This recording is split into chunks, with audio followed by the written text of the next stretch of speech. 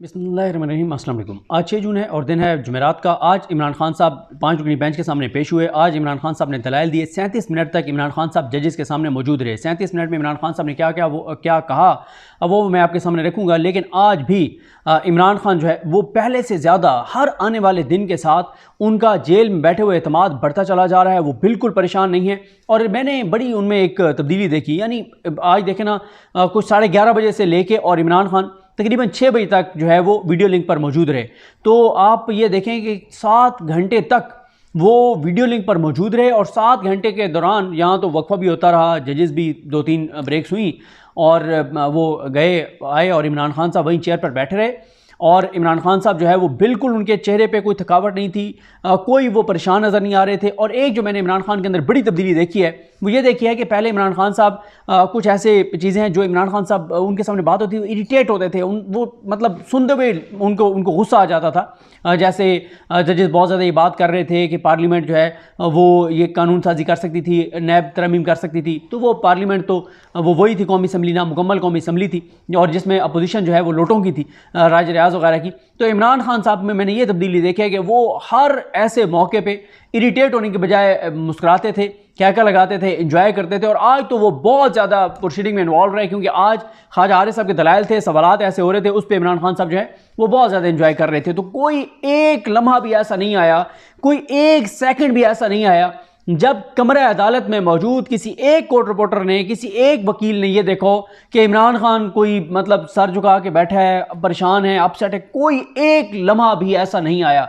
और यही सबसे बड़ी स्ट्रेंथ है इमरान खान की। इमरान खान खुद कहता है कि आसाब की जंग में मुझे कोई नहीं हरा सकता। और इमरान खान कहते हैं कि माइंड गेम का मैं बड़ा ज़बरदस्त खिलाड़ी हूँ। और उन्होंने बिल्कुल कोई ऐसा मतलब जजेस का में नज़र आया कि जजेस कुछ ज़ाहिर है वो बैठे बैठे थक गए और एक नज़र आ रहा था कि वो थकावट हो सारी चीज़ें। लेकिन इमरान खान साहब की ऐसी कोई एक लम्हा भी ऐसा नहीं था।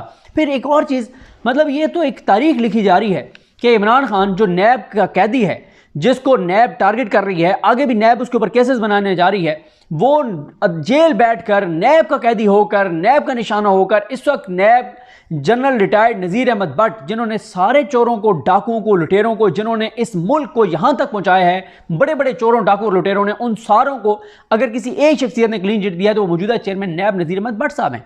लेकिन वो नज़ीर अहमद भट्ट साहब और उनकी पूरी नैब का इस वक्त पूरा टारगेट एक शख्स है और जिसका नाम है इमरान खान।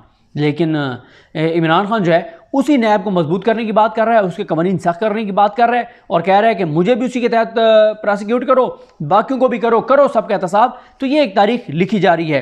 अब आ जाए आज हुआ क्या। 5:25 पर 5:24 पर जजेस वापस आए ब्रेक के बाद। और जैसे ही जजेस आए वापस तो चीफ जस्टिस पाकिस्तान ने बैठे और उन्होंने कहा जी कनेक्ट करें, यानी डायलॉग से कनेक्ट करें, क्योंकि वो जो इमरान खान साहब के साथ जो वीडियो लिंक है उसको बंद कर दिया जाता है ब्रेक में। और फ़ौरन जजेस अभी उठते नहीं हैं कि ऑफ़ कर दी जाती है स्क्रीन, ताकि बस मतलब कोई कमरे अदालत में बहुत ज़्यादा लोग आगे ना आ जाएं, इस तरह की सूरत हाल क्रिएट ना हो। तो जैसे ही कनेक्ट हुआ तो चीफ जस्टिस ने कहा कि can you hear me, can you hear us Mister Khan, Mister Imran Khan. तो इमरान खान ने कहा जी सर। फिर इमरान खान साहब ने पहले ही लम्हे में इमरान खान साहब ने काजी फैसल साहब को कहा कि आपने गुज़िश्ता समात के हवाले से लिखा कि मैं सियासी पॉइंट स्कोरिंग करूँगा, इसलिए आपने समात को लाइव नहीं किया। मुझे बहुत अफसोस है, मुझे तकलीफ़ हुई कि आपने ये तासुर दिया कि मैं कोई गैर ज़िम्मेदार करैक्टर हूँ। चीफ जस्टिस पाकिस्तान काजी फैसल साहब ने कहा कि जजेस अपने फैसलों की वजाहत नहीं करते। अगर आपको हमारे ऑर्डर से कुछ शिकायत है तो आप नज़रसानी दायर कर दें, नज़रसानी दरख्वास्त दायर कर दें। इमरान खान ने कहा कि लाइव समातें हो रही थी नैब केस की, मैं आया तो आपने लाइव समात रोक दी। मैं कोई ख़तरनाक करैक्टर हूँ?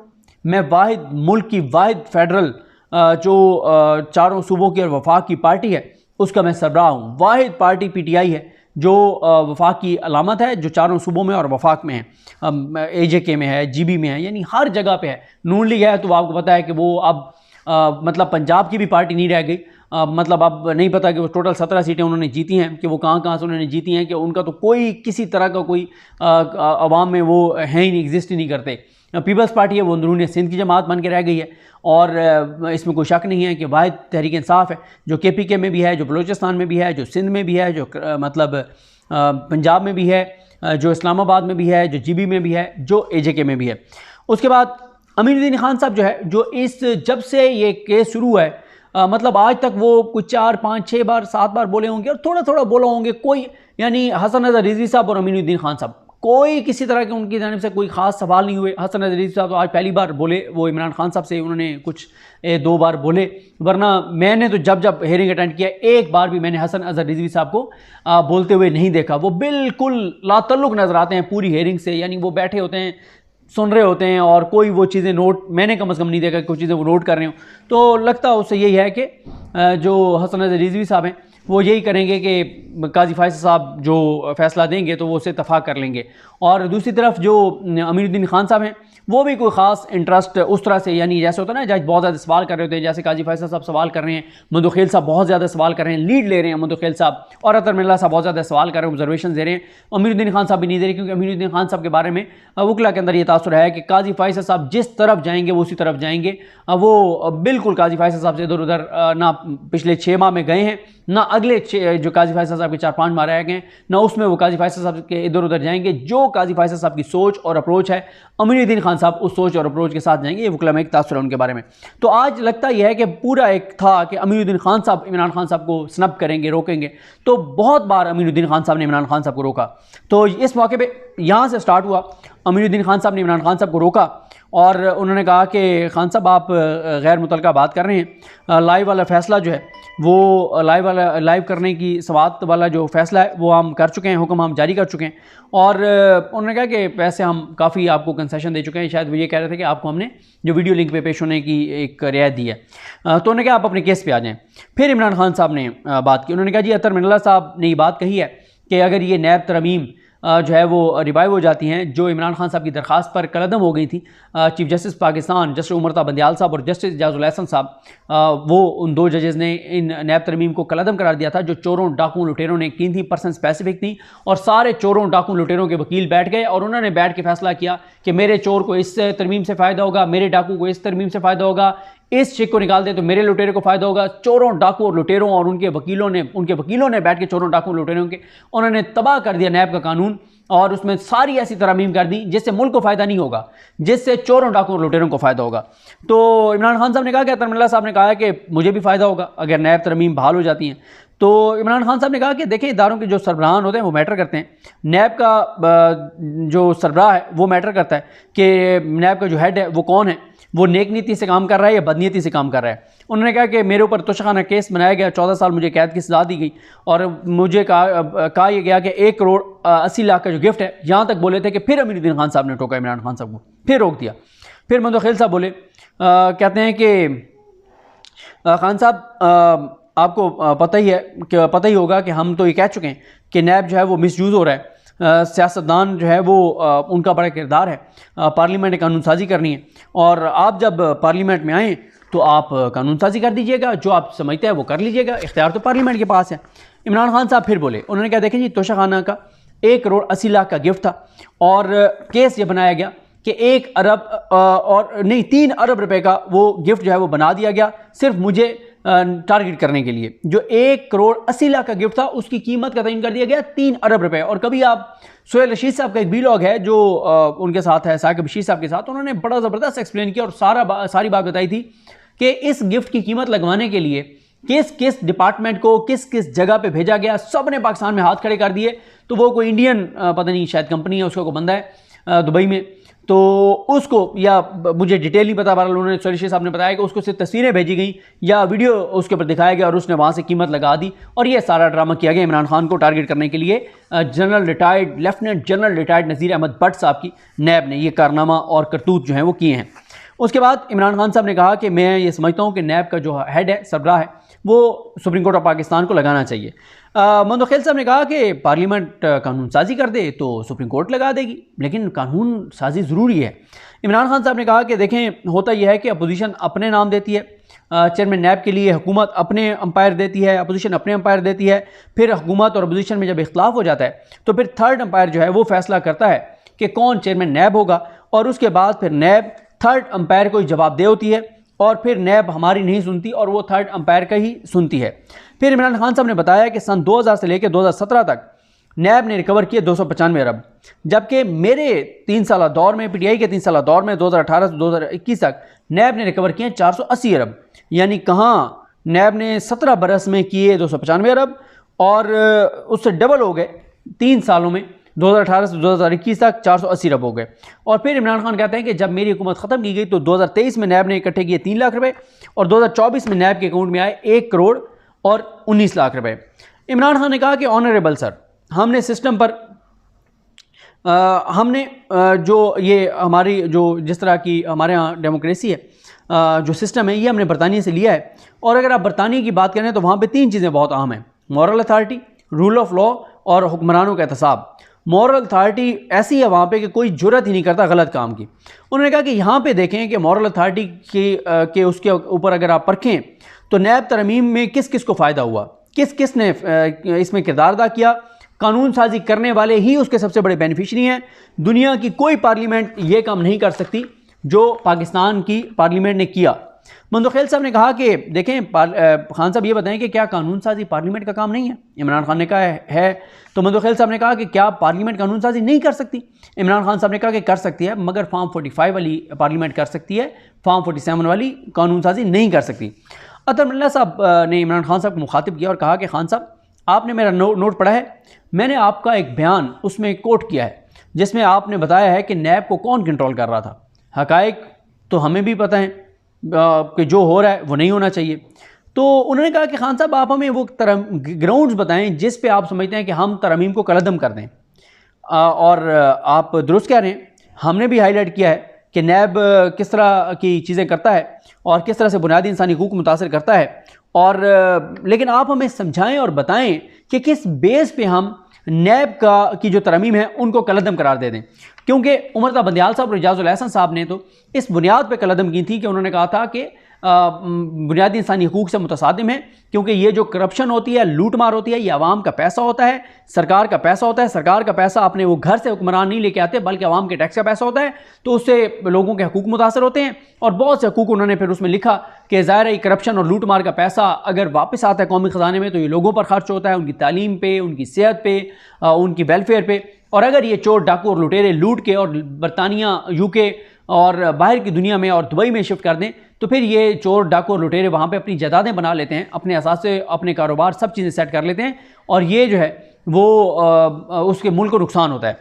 उसके बाद इमरान खान साहब ने दोबारा कहा कि हमने ये सिस्टम जो है वो बरतानिया से इनहेरिट किया है। अतर मिल्ला साहब ने फिर कहा, उन्होंने कहा कि देखें, आपका सबसे बड़ा कंसर्न ये है कि आप कहते हैं कि ये जो तरमीम है इनके तहत जो नैब से केसेस वापस नैब अदालतों से केसेस वापस आएंगे वो ख़त्म हो जाएंगे। ऐसा नहीं है, ये केसेस ट्रांसफ़र होंगे। आपको क्यों सिर्फ नैब अदालत पर एतमाद है कि आप समझते हैं कि हम जो है वो इसलिए ये तरमीम कलअदम कर दें कि आपको यानी इमरान खान को सिर्फ नैब अदालतों पर एतमाद है? इमरान खान बोले कि मुझे 5 दिनों में 3 सज़ाएँ सुनाई गई, मुझे कितना एतमाद होगा इस नैब पर और इन अदालतों पर? मैं तो देख रहा हूँ कि अदालतें कैसे काम कर रही हैं। मंदोखेल साहब ने कहा कि जेल जाकर सियासतदानों में मैच्योरिटी आती है, उनका तजर्बा होता है, उन्हें पता चलता है कि क्या हो रहा है, और फिर उनको एहसास होता है कि जो कुछ हो रहा है हमें क्या किरदार अदा करना चाहिए। आपको अगर मौका मिला तो क्या आप ये सारी चीज़ें ठीक नहीं करेंगे जो चीज़ें आप फेस कर रहे हैं? इमरान खान साहब ने कहा कि देखें, मैं 28 साल पहले इसीलिए सियासत में आया था, मेरे पास अल्लाह का दिया हुआ सब कुछ था, लेकिन मैं इस मुल्क के लिए और इस मुल्क के अवाम के लिए मैं आया था सियासत में। और उन्होंने कहा कि मैंने नैब की अदालतें यहाँ पर चलती देखी हैं जेल में।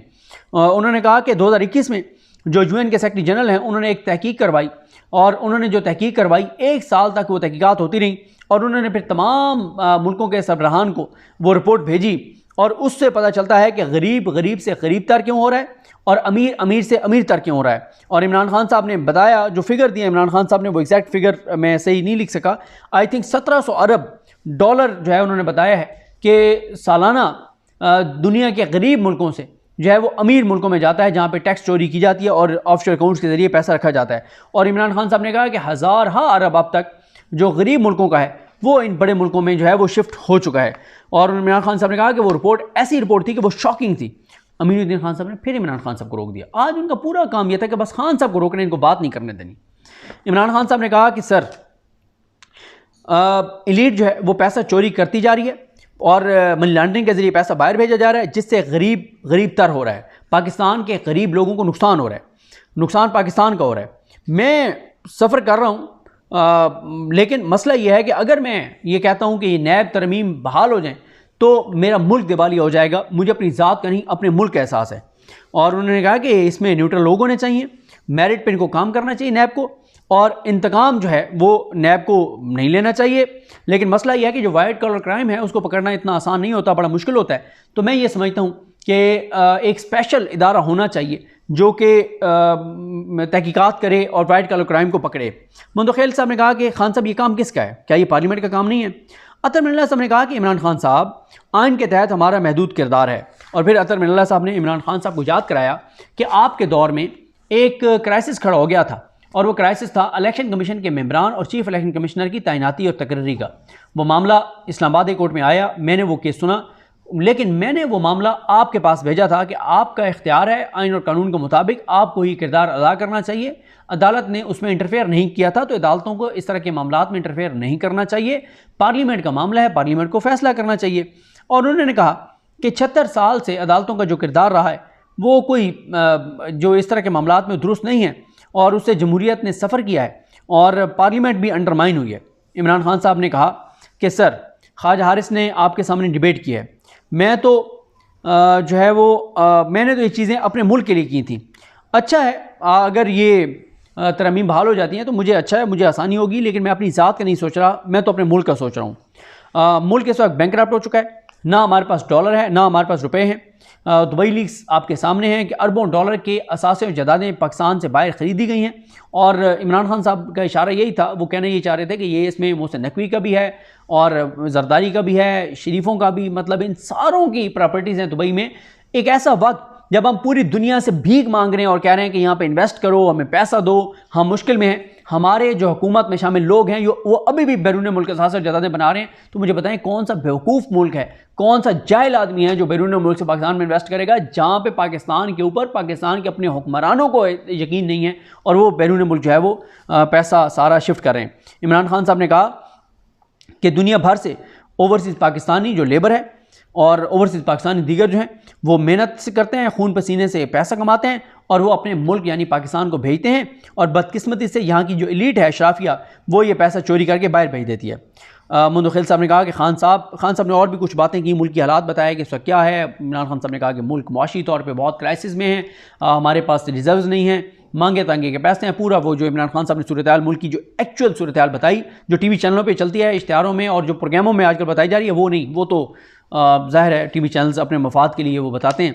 तो मुंतखिल साहब ने कहा खान साहब आपने तो बहुत खौफनाक तस्वीर पेश की है और आपने तो हमें भी खौफ में डाल दिया है। आग लगी हो तो पानी जो भी हो उससे आग बुझाई जाती है, ये नहीं देखा जाता कि पानी पाक है या नापाक है। बाद में कपड़े धो लिए जाते हैं, लेकिन आग बुझाने के लिए पानी जो है वो इस्तेमाल किया जाता है, चाहे वो पाक हो या नापाक हो। इमरान खान साहब ने कहा है कि देखें इस सारे क्राइसिस का एक हल है और वो है साफ शफाफ इलेक्शन। साफ शफाफ इलेक्शन करा दिए जाते तो ये हालात ना होते। अब आप देखें ना कि काजी फाइज साहब की मौजूदगी में इमरान खान साहब जो है वो ये बात कह रहे थे और बहुत सख्त उन्होंने आगे चल के इंसानी हकूक़ की पामालियों की भी बात की है।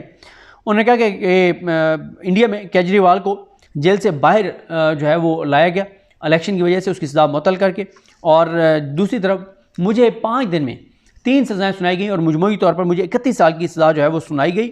जब तक मुल्क में हकीकी जमहूरियत नहीं आएगी तो ये मुल्क नहीं चलेगा।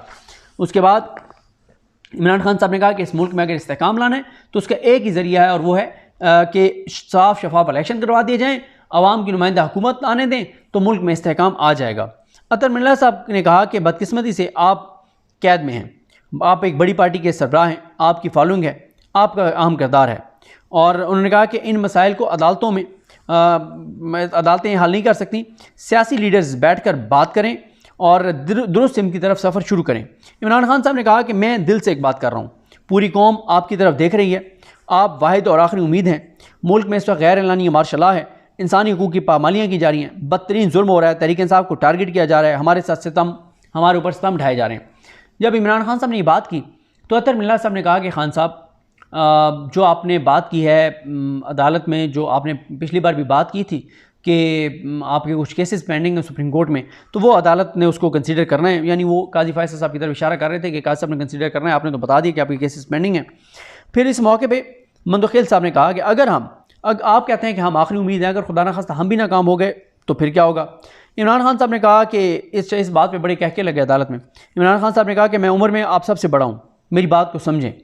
अल्लाह ने मुझे सब कुछ दिया हुआ है और नहीं, उन्होंने कहा कि पाकिस्तान में ज़ाहिर पोटेंशल है लेकिन हम अंधेरे की तरफ जा रहे हैं।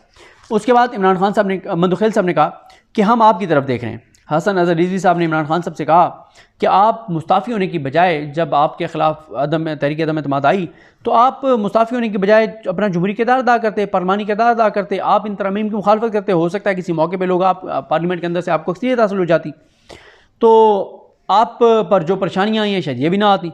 इमरान खान साहब ने यहाँ पर जिक्र किया साइफ़र का।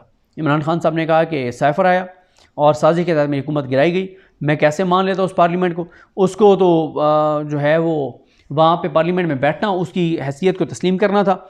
और इमरान खान साहब ने जैसे डोनाल्ड लू का नाम लिया कि डोनाल्ड लू ने कहा कि इमरान खान को हटाओ वरना पाकिस्तान को माफ़ नहीं करेंगे, तो फ़ौरन काजी फैसल साहब ने बोले कि ये बात प्लीज़ ना करें, हो सकता है कि मामला अपील में हमारे पास है, इससे आपको भी नुकसान होगा, दूसरी पार्टी को भी नुकसान हो सकता है, और लिहाजा हम इसलिए कहते थे कि हम इन चीज़ों से अवॉइड करना चाहते हैं। इमरान खान साहब ने कहा कि देखें, इसमें कोई ढकी छुपी बात नहीं है कि बैरूनी मुदाखलत से मेरी हुकूमत को गिराया गया। हमने डिमार्च किया, कौमी इस्लामती कमेटी का इजलास भी इस पर हुआ था। मंदुखेल साहब ने कहा कि खान साहब इस पर बात ना करें, हो सकता है अपील में मामला हमारे पास आए तो अभी मुनासिब नहीं है। तो इमरान खान ने बार कहा कि मैं अगर जाता असम्बली में तो उन्हें उनकी हैसियत को तस्लीम करने वाली बात थी। और इमरान खान ने कहा कि 6.2% ग्रोथ पर जो मुल्की मुशत चल रही थी उसको इन्होंने डिफ़ॉल्ट कर दिया है और पाकिस्तान इस वक्त बहुत बुरे फाइनेंशियल क्राइसिस से गुजर रहा है। और अगर मनी लॉन्ड्रिंग को ना रोका गया तो पाकिस्तान को नाकाबिले तलाफ़ी नुकसान होगा, और जिसका भी इस मुल्क में जीना और मरना है वो बहुत ही ज़्यादा इस वक्त परेशान है। काजी फैसल साहब ने कहा कि देखें, आप एक तरफ एहतसाब की बात करते हैं, दूसरी तरफ आपने एमनेस्टी दी थी, और फिर काजी साहब ने कहा कि आप दो चीज़ों को मिक्स कर रहे हैं, करप्शन को और मनी लॉन्ड्रिंग को।